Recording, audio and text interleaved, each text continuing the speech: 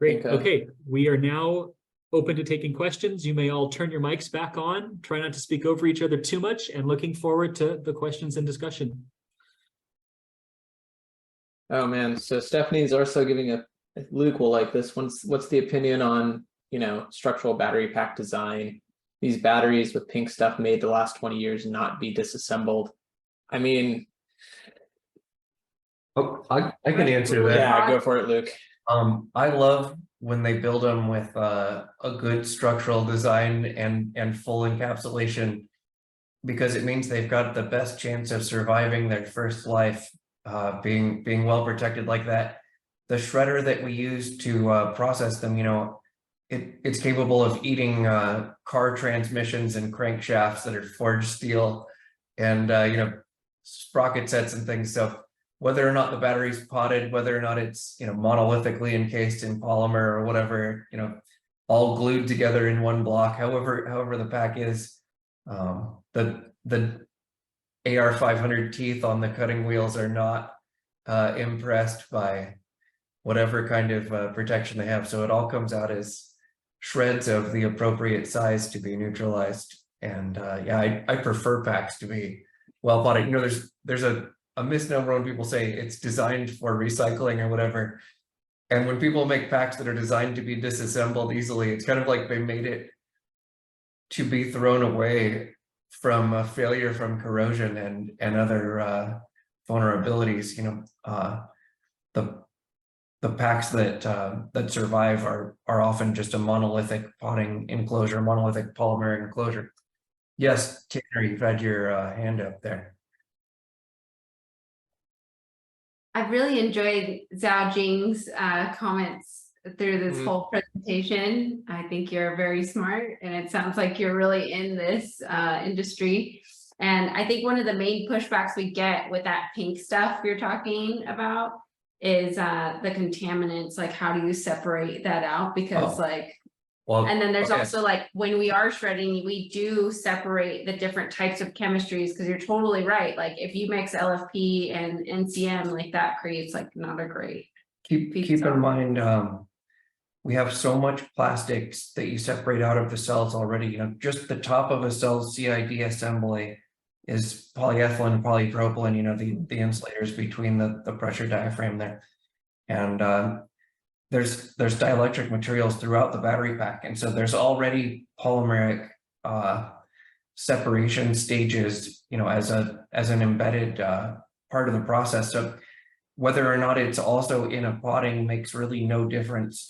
It's just what volume comes out the polymeric chute of the separators. It's really the only difference that it makes. And that battery tends to last a lot longer before it needs recycling. Go ahead. Thank you for addressing that. That's like the main pushback we get when people are like potting, other than weight. If you don't like recalls and you don't like your product failing prematurely, then pot it into a monolithic encapsulation, and then it tends to live. You've got a shot at least at having your cells wear out. If you don't do that, it's almost impossible. You have a chance at reaching end of life on the cells.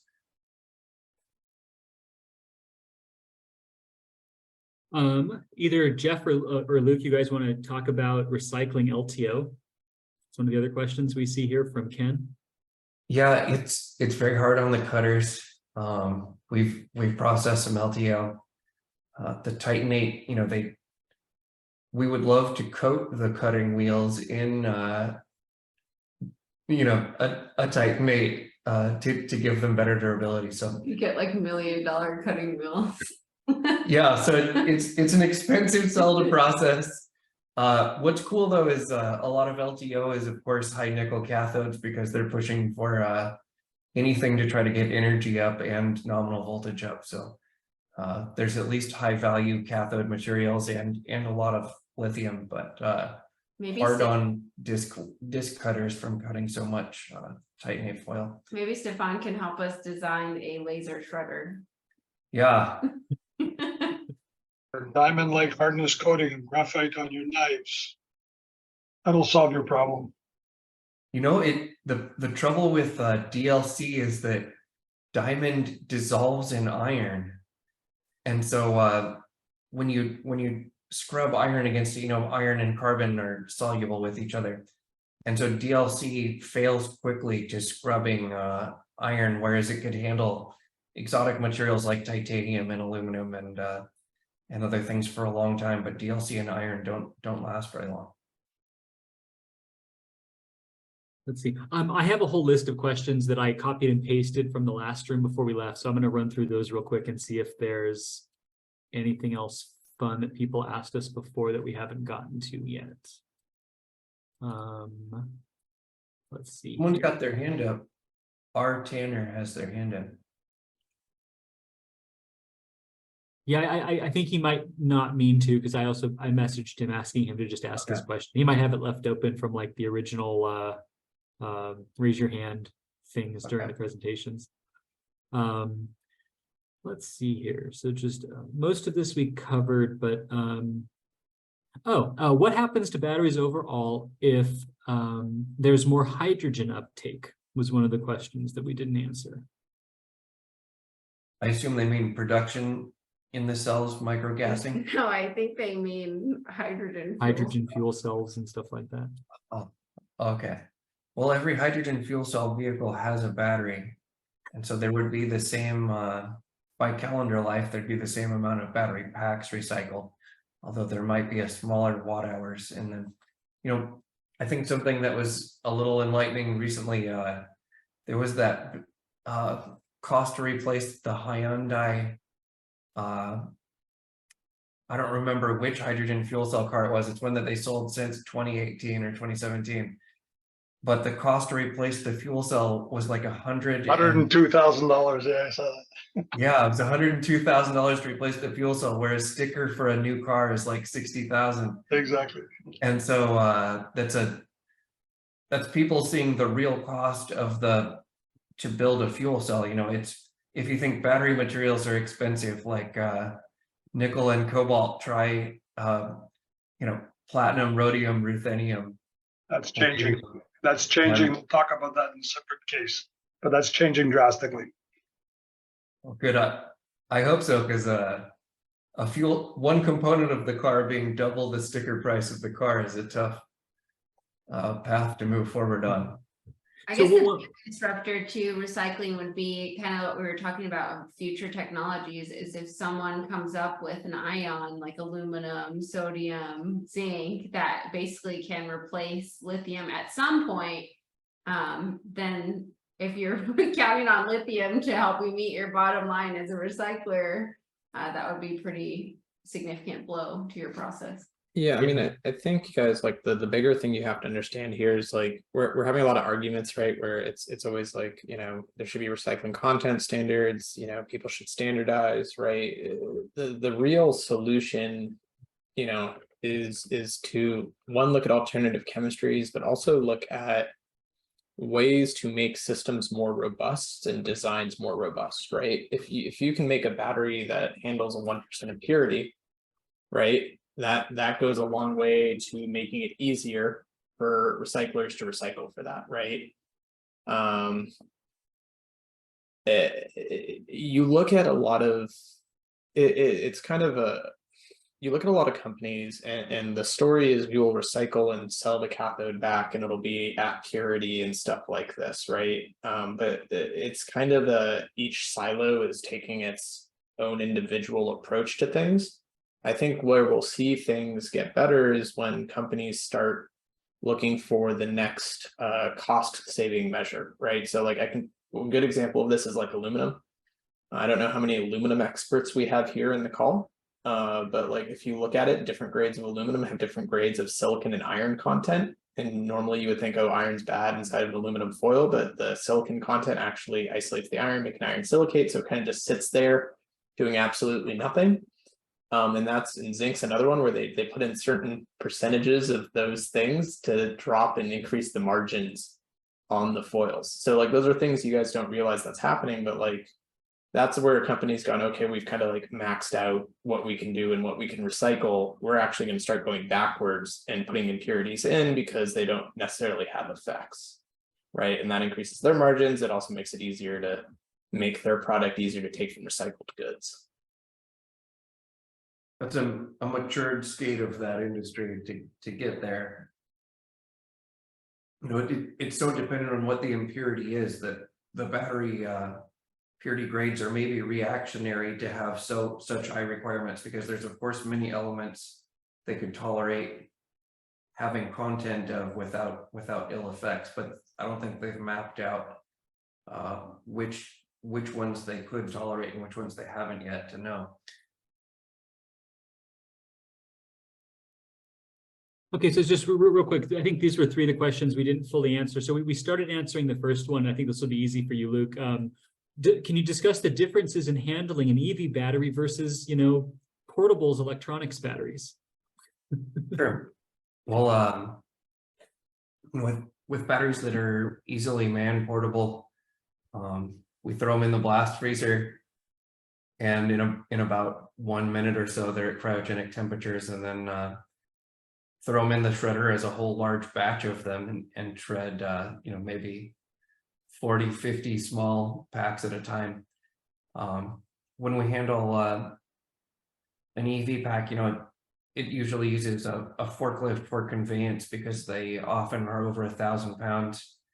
And the time to freeze that pack is between, depends on the aspect ratio of the pack and the thermal conductivity and heat capacity of the pack, but You could say like half. yeah, say between 5 to 8 minutes or so to freeze that pack, and then that pack is loaded into the mouth of the shredder hole. So the end product between whether you gave me a big tote bin full of little Makita batteries or a Tesla pack, the end product is roughly the same, which is that it's neutralized battery shreds of a given size. At the moment, we're all below 18 millimeters, 18 millimeter minus as our particle output size of neutralized shreds. I think to answer the question, maybe if you're asking it a different way, EV batteries are great and a lot of people like those, or a lot of cyclists like them because they're in one place and you can get like a large volume in one place, where portables need to basically, I think they're like sent to recycling centers. Like there's one here in Los Angeles where we live, in like Orange County, and they're there and they're taken out of their like main electronics, and that there's a lot more that goes into that. I do see your comment on unionization. I will say that like we applied to a grant with one of our recycling partners, and one of the biggest things is that the government is pushing us to unionize already, but the industry is so early. So like one of the main things for us to get a grant was saying, do you commit to making a union? Well, and that's a pretty big. You had to have 60% union workforce and have like agreed to their union terms. Anyways, essentially, we're in a research and development phase, and the grants were to do research and development, but at an R&D phase, they want you to commit to having, a long-term union workforce. So obviously we can't do that. I don't know how that will impact wages, but I do know I have, people who are 70 years old on my advisor board who have said, when I tell them $35 an hour for a technician in Reno, Nevada, and they like have a heart attack. So I don't know if like how inflation has changed, but apparently it's been a lot different than it was even 30 years ago. Yeah, one thing too, just to kind of get back to the questions Aubert pointed out, impacts of unionization and labor on clean energy and recycling, and wage inflation. I mean, unfortunate truth there is companies are trying to design you out of the equation more so than design you into the equation, right? You guys see that in your daily lives with them trying to go, like you see it at the grocery store with the self-checkouts. You see it at various different locations when they try to automate everything else. So I don't think long-term it's going to have any impact, just because I see people intentionally designing around it. And then I think the other one about publishing data, and this is something Aubert and I will talk to, but Aubert and I are fortunate that we have access to lots of data. But we don't present that here. What we try to do is pontificate on the side with you know, showing you what is available through Google searches and publications, and then try to fill in some of the blanks as best as we can for you. The reality is a lot of the data out there, and I think, you know, you can use like different models, but the reality is all models you use, even the stuff we presented here, are first principle, right? Until you have historical or empirical data to put into it, then it becomes not first principle, but everything you're going to find is first principle unless you're friends with, you know, if you rub shoulders with Redwood and Redivivus and, you know, 6K and everyone else, and they all decide to open up their data libraries to you, then yeah, you'll have pretty good modeling of all the pinch points. But the reality is, unless you have access to that data, it's really hard to you know, claim anything beyond a first model prediction and stuff. And that's why actually, when you look at data analytics, back of the hand napkin math is usually the best math, right?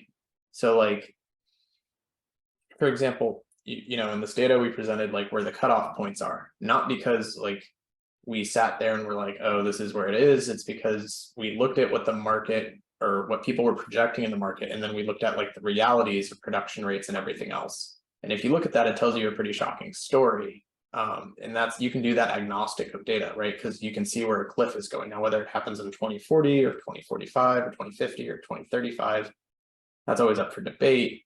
But when you're looking at modeling stuff, what you should really be looking for is modeling future trends, not necessarily future outcomes.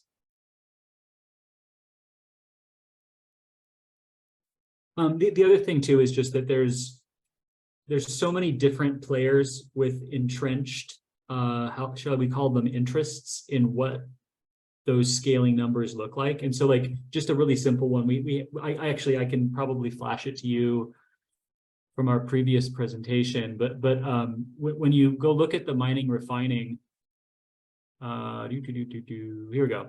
So the mining refining, right? Like there's a lot of different companies. And the farther you go away from the known data, like because this came out, I believe, last year. And so they had the 2021 and some of the 2022 data when they did this. So they all kind of agree on 2021. They should all know what it is. The fact that they disagreed shows that there's some different information out there.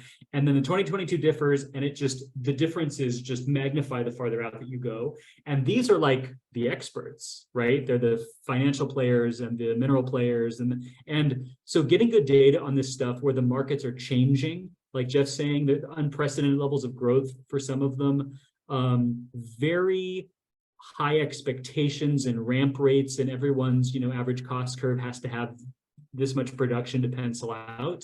But the supply might not necessarily hit those, and people just don't know. So a lot of people have predictions, and it's easy to take previous data and best fit lines to something, which is kind of what Jeff and I did, is we just took real data, best fit a line, increased it to make a point, which is probably a pretty good guess. But when you look at other people's predictions, it is extremely hard to get good data when the data all disagrees. And this is even true for some of the expert reports, like they substantially disagree with each other.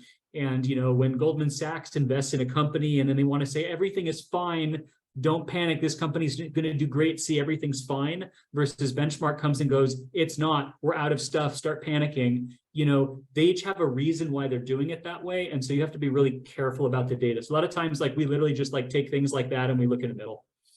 And it's not a terrible way to do it. It's like Jeff said, back of the envelope math, quick. Yeah, like go flash up to this slide real quick, Aubert.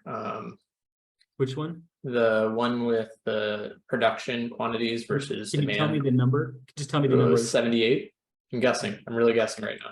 It's going to be That's not near that helpful. number. Oh, the ones that you made for this one. Yeah, sorry, 1 second. Yeah. So like we said, we have a ton of slides in this presentation. That two more. That one.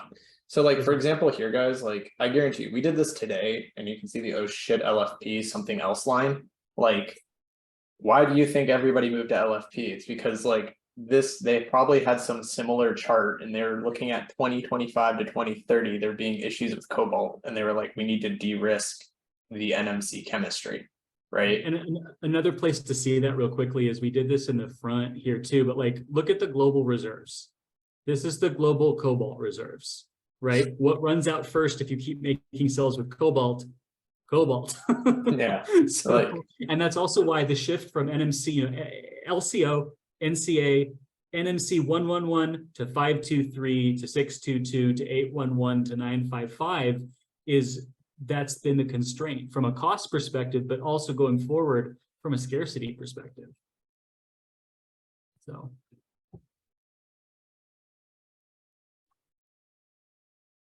Yeah, and so like I said, guys, for data, you can be very deadly as long as you can see trends. And that's where you want to be. What is it? There's a good old adage in the stock market, right? Don't try to catch a falling knife. It's kind of the same thing here. Don't try to catch the falling knife and nail it on the head. Look at the trend and just pull and make decisions based on the trends, right? So it's the same kind of thing here, but yeah, we pull all this data together and stuff, and this is something we do on the side as well, and it's just you see a lot of disagreements. And I have to say this right now because I think I don't have our caveat slide in this presentation, which is we are not giving financial advice. This is just our opinion. Please do not make financial decisions based on our presentation. We are not liable for it. Yeah, I'll make sure that slide is in when we release the presentation. Called the safe harbor. Yeah. All right, I think we've had a long one, but is there any kind of final questions before we wrap it up here and we can call it? Okay. And one thing I'd like to say is thank you so much to everyone that was asking questions in the chat and then answering other people's questions in the chat. It's really great to see that. And like, that's why Jeff and I come and do these, is the discussion. We love the discussion and getting all the opinions and information from all the different people who have a different perspective and different knowledge base and different, career experience where they know kind of where the poop is in their piece of it and they can point it out to everybody else. And Jeff and I try to do that as best we can, but we've only got 10, 12 years of experience in limited parts of the industry. And so everything you guys can all tell us and add to it and share with each other is like, that's where the magic of these comes from. So thank you so much. I have one comment. Go for it. One man's gold. Sorry. One man's garbage is another man's gold. And right now, that is probably the biggest thing driving the economy. Yep. What was your, oh shit, something else, right? Oh shit, you can do something else with that shit. That's the reality. We like to call it urban mining. Urban mining. Well, that's what I made a comment before. Have a look at St. George's Eco Mining and see what it's all about. It's all about that. It's all about making a better world with all the garbage that people have thrown out. And actually, a gold mine is in that garbage. Okay, keep that in mind. Trash, but for trash. Cash for trash. Absolutely. There we go. That'll be the next topic. Cash for trash. That's how we can do this. I was thinking cell design for dummies, but Yeah, no, that too. That's coming. Well, actually, in my book, carbon supercapacitors, carbon batteries. That's the future, and different shapes of carbon. Right. So, and actually, right now, something really interesting is there are people doing basically hybrid supercapacitor batteries. I've been working on it for 15 years. Yeah. Literally working on it for 15 years. But you unfortunately you started too early. If you'd started 3 to 4 years ago, you would have gotten all this money. Yeah, I know. You're right. You're absolutely right. That's okay. all right. There's more happening. So we're gonna wrap it up here, everybody. Thank you so much for coming. Great It's weekend. been a pleasure. And we'll be posting this online and everything else, so you have access to it. So Looking forward to it. We apologize that the last one is also not up yet. We had to do a lot of editing, and making this took priority over editing and releasing the last one. So we're going to finish up and edit and release the last one probably this week. This will take us probably 2-3 weeks to publish.